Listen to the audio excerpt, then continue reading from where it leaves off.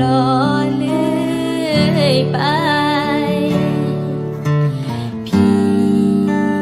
จ้าพี่แล้วย่านบ้านนี้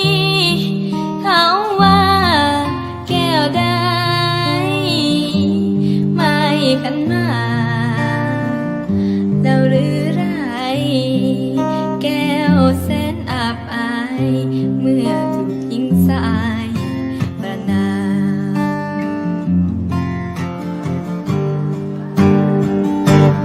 อีนี้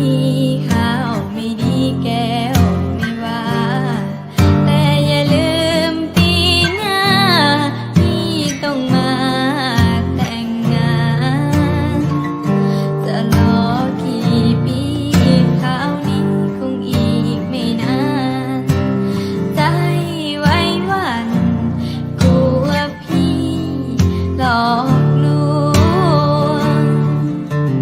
พี่จ้าพี่ส่วนตัวแก้วนี้พี่ไม่ต้องห่วงจะไม่ขอมีคู่ควงพี่อย่าหลอกลวงจงรีบมาแต่งงา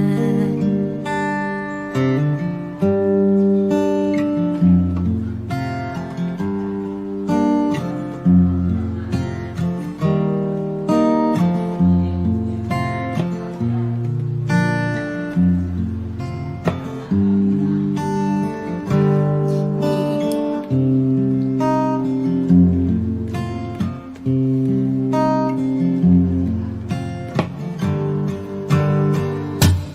ปีนี้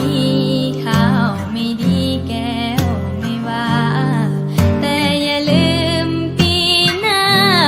พี่ต้องมาแต่งงานจะรอ